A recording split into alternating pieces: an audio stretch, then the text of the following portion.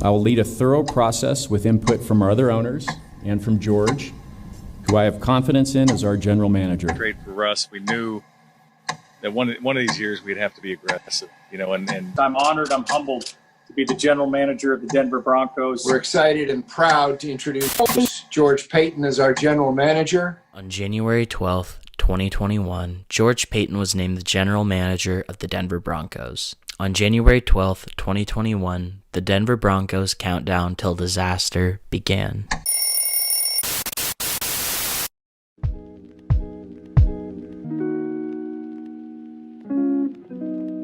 As sports fans, it's easy for us to blame the downfalls of teams on the faces or helmets that we see every day. But more often than not, you can look to the guys in the big office at the top of the mountain to be the source for most team issues. In this case, the office in discussion is a mile high.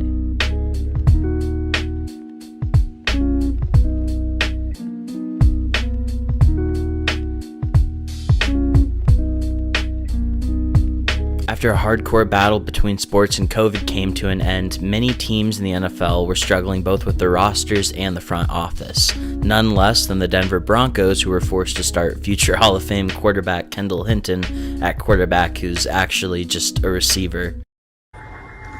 Oh no! Denver saw their biggest change in almost a decade when John Elway stepped down as GM, replacing him, George Paton. Let's take a look at how he's been doing since he stepped up and took that role. Here's the thing though, Stephen A. See, when I beat you bad like this, I do you a favor. I let you know from top to bottom, you're not good enough. Whoever picked this talent, you're not good enough. The coaches, you're not good enough. The talent on the field is not good enough. I'm just telling you right now, it was awful. They were just awful, and this offense is just bad right now. Our record this year, and especially our performance on Sunday, is not what we're about. Sunday's game was unacceptable. It was embarrassing. Yeah, yikes. Clearly it hasn't been working out so well, but this needs some more context. Let's back it up again to where it all went wrong. George Paton has done almost everything right in his career. That sounds counterintuitive according to this video and, well, wrong, but let me be more specific. Paton's career path in the NFL has been as ideal as it gets for any eventual GM. George started his NFL career working as a scouting intern for the Chicago Bears in 1997. He then worked his way up to full-time scout within a couple of years, eventually becoming director of player personnel for various teams until 2011. And he was an assistant manager all the way up until he finally earned his spotlight as head general manager of the Denver Broncos, which should be a huge milestone and the biggest step of his career. But instead, he's the laughingstock of the league. How does it happen? How does it happen that someone can make all the correct decisions to rise to the top of the league and earn a spot like general manager of a historically important team like the Broncos, and then when they're finally there, every single move they make is a total miss and just collapses the program? How does it happen? Well, without insider knowledge and any experience of being in a front office for an NFL team, my best guess as to what went wrong for Paton is that our old friend George was duped. See, Paton was led to believe that he could be the savior of a franchise with one colossal move. A move that, while it was definitely big, it didn't have as much negative reception as you'd be led to believe at the time of it happening. Obviously, I'm talking about the Russell Wilson transaction. At the time of the Russell Wilson trade, a resounding majority saw this trade as a positive for the Broncos, and that it would be the thing that would bring them up to the next level of competition. Most sports media programs gave this trade an A, actually. If Paton thought it was a good idea, and most media did too, then again I ask, what went wrong? Let's just give the film a chance to talk. Very true, my friend. They did believe that bringing in Russell Wilson was a great move, and in order to understand why that mindset was so common, we got to go into the film. So let's jump into that film and see exactly why he was so great in Seattle before we can understand what made him fail in Denver. In Seattle, Russell Wilson lived off of the go ball, both out of play action and standard, quick throws to the flat, to the outside, or in front of linebackers in the middle of the field, and of course, the circus play.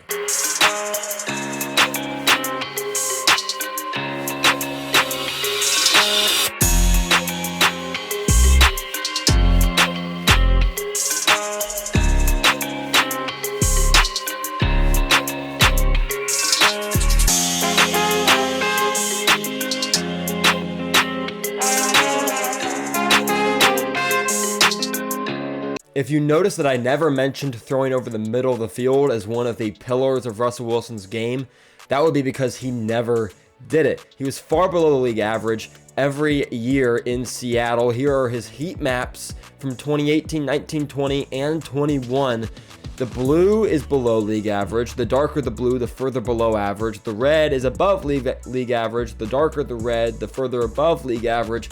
And the white is average. As you can see, he's above average throwing to the flats and outside the numbers, but well below average when throwing inside the numbers, especially inside the hashes in the middle of the field. He doesn't do it. If you want to know why Russell Wilson doesn't throw over the middle of the field, a big part of that is he simply isn't very good at it. On this play right here, the Broncos have bounce called. Bounce is exactly what it looks like here. You're going to get a sit route underneath with the dig behind it. You're going to try and get an intermediate defender to jump this dig right here and leave, or jump this hitch right here and leave the dig open. Or if they drop back in the dig, you simply hit the hitch underneath. This is played well by the Texans. Broncos also have outside release fades from the outside. And their running back releases and just runs a little sit over the middle of the field on this side.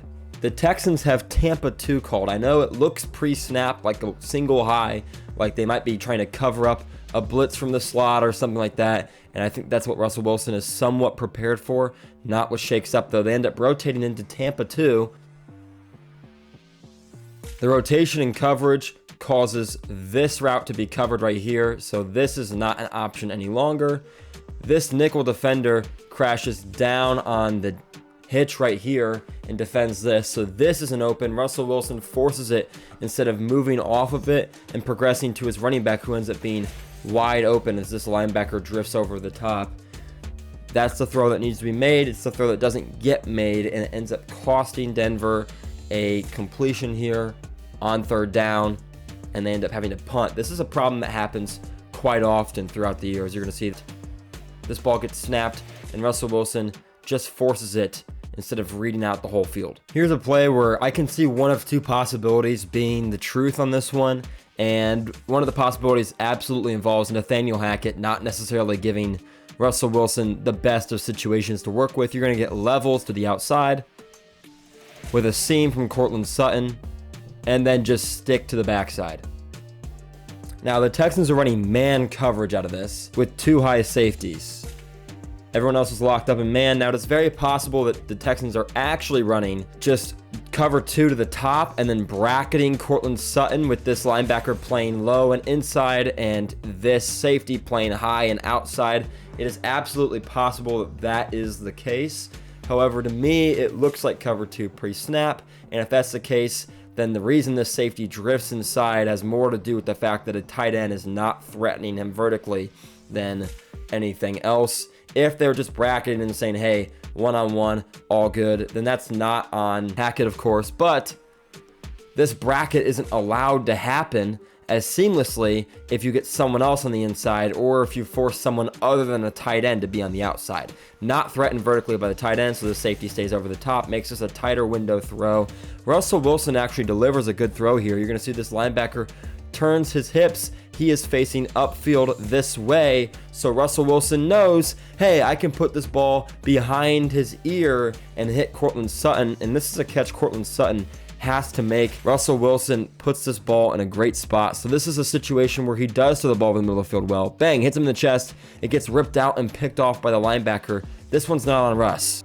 Drops have also been a huge problem for Denver since Russell Wilson got there. Predictable play calling and an inability to establish a consistent run game was also a massive problem in the Hackett era in 2022. Let's go back to this very poorly designed play that leads to an interception in Nathaniel Hackett's last game as the Broncos head coach in 2021 and break down exactly what went wrong both by Russell and by the play design. For starters, Denver is running a Yankee concept, and then with some underneath stuff that I think is fairly poorly designed. You get a jam right here, release across the formation, and then almost a double jam the way it gets caught up. And then he doesn't release fully into the flat to threaten a flat defender, as you're going to see here in a second. And then you get your running back releasing over the middle. When this crosser sits down, they end up right next to each other. That's not great spacing either. But you're going to see where the problem is with the poor spacing to this side of the field, which is the side we really want to attack with Yankee. First off, Jerry Jeudy's clear out route with this deep pylon does its job, forces number 2 to carry it vertically and stay over the top of it.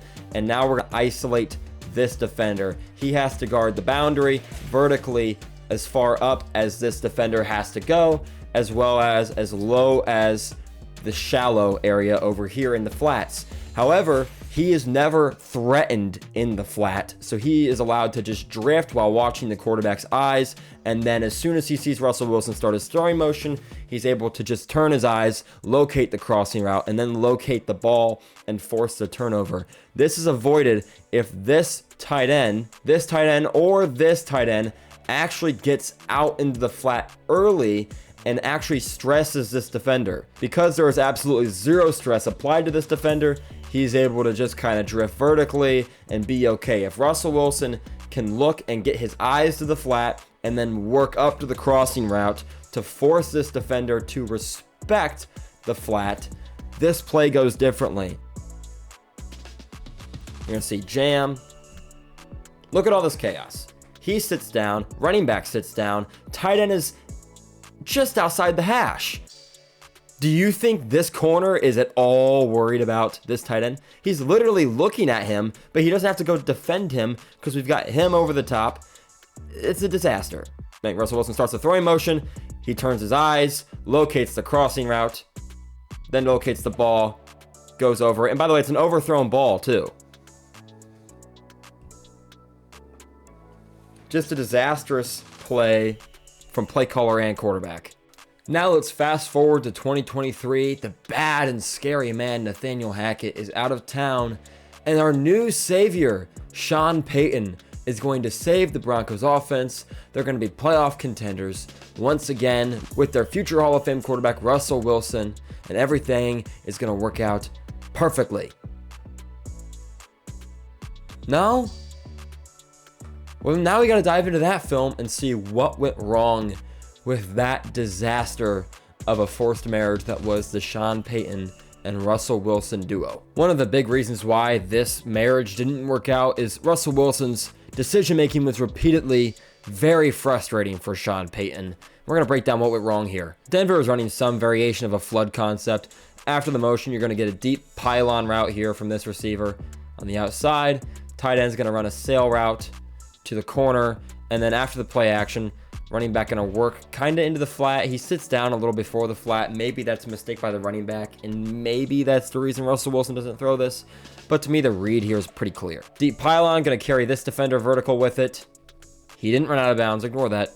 And this defender now is responsible for the flat area. So he's going to get vertical responsibility up to this corner route as well as down to the flat.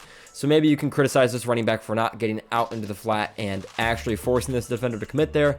But nevertheless, he sits here for a decent amount of time, and Russell has enough time to either A, drive this ball into the corner route, or B, take your check down. By the time that he could have thrown this ball before he scrambled, he could have gotten it into his running back's chest with a bubble of space. You're going to see what I mean here in just a second.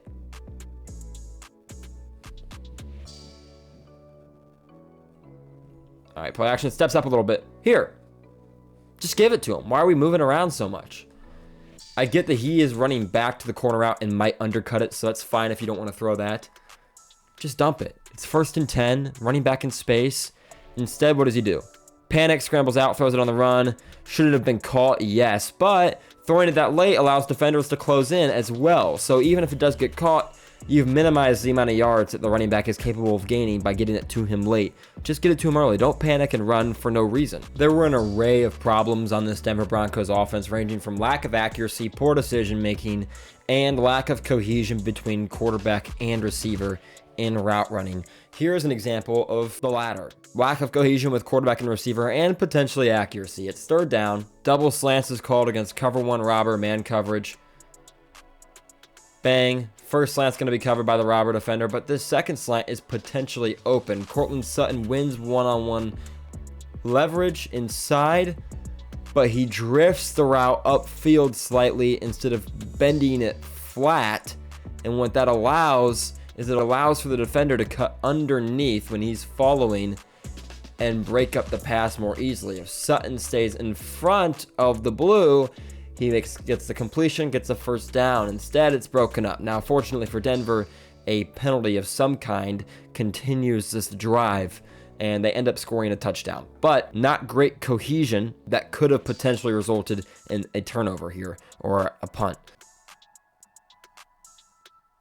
See what I mean? He drifts, and it gets broken up. He wins inside. He's got him. Now break it off flat. Russell Wilson's throwing this ball low. You see where he expects him to be. Sutton's trying to get to the sticks. Just catch this ball and try and muscle forward. Instead, he drifts upfield. Defender undercuts it and knocks it down. And fortunately for them, he got there early. In the second game, we see another big mistake by Russell. And you can see why Sean Payton kind of gives up dialing up deep shots by the end of the season.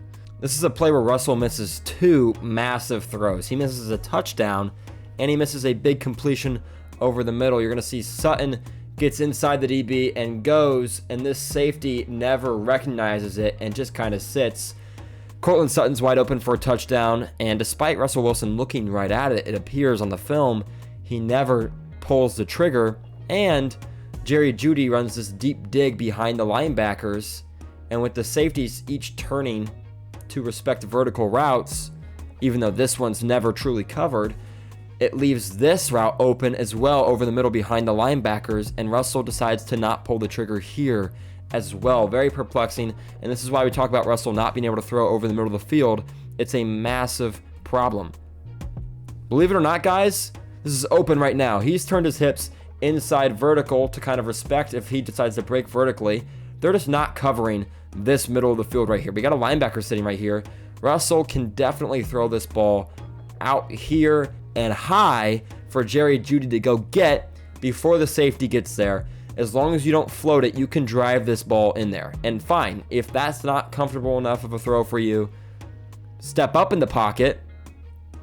He's began running this way. He's wide open now with this safety facing. You can pull the trigger on this throw right now to Courtland Sutton. This safety has got his hips turned inside and level, and Courtland Sutton is within 4 yards of vertical space of him. It is over. He is beat deep. This is a touchdown if you want to pull the trigger here. And even if you don't, okay, linebacker running this way, linebacker running this way. Guess what's wide open? This receiver sitting right here in the pocket. Flip your hips, pull the trigger right now. I know you got a D lineman running right at you. You've got enough time to flip this if you are quick about it. He's not. He steps up, runs into a sack. Maybe he gets back to the line of scrimmage.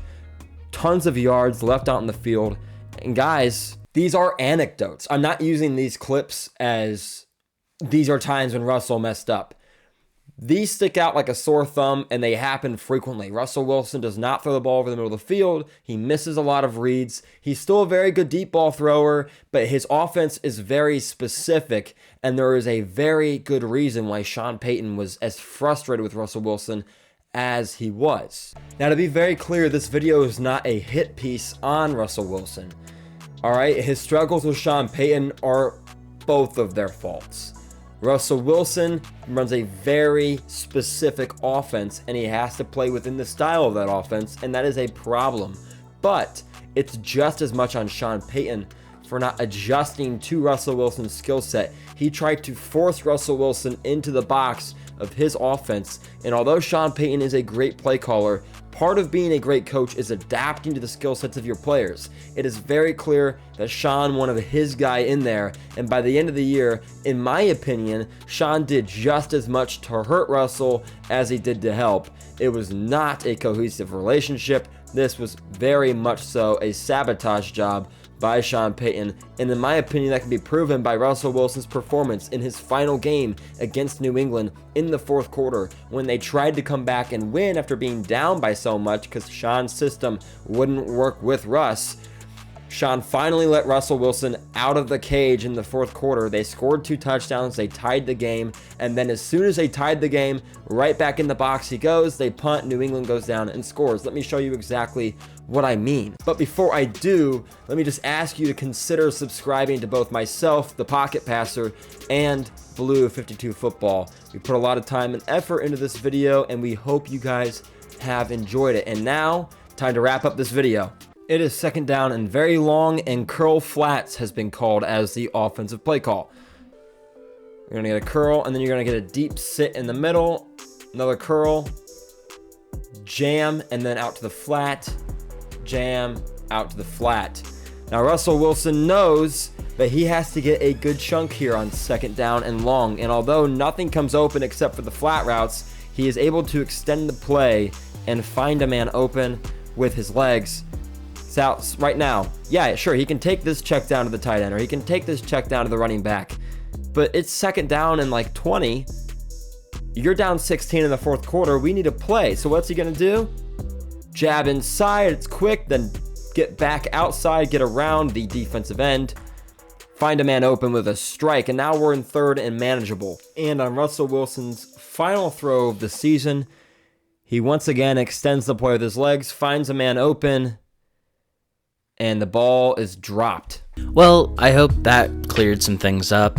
At this point now, the Broncos have drafted quarterback Bo Nix and are hopeful that he'll become their franchise quarterback. I love Bo Nix, and I agreed with them taking him in the draft. I was a big fan of him, but I do still have concerns for the future of this roster overall. It's a tough division where you have to play Patrick Mahomes twice a year. Don't forget you also now have to play Gardner Minshew twice a year. Good luck with that, buddy. After sending multiple draft picks and $200-something odd million down the toilet with the Russell Wilson trade, things could be a lot worse for the Broncos, I'll give them that. I just know George Paton is on a hotter seat than Drake is right now. So for his sake, let's just hope that Bo Nix is an incredible quarterback and works out. While Russell Wilson winning a Super Bowl for Denver was the dream, it may be best to stay a bit closer to the earth with aspirations for a bit. Although I can understand that being a bit tough when you're a mile high. And that's going to do it for this video. Thank you guys so much for watching, and make sure to follow the Pocket Passer on all platforms who helped make this video. Also posted it on his account. Go check him out. All his socials will be linked down below. Bye.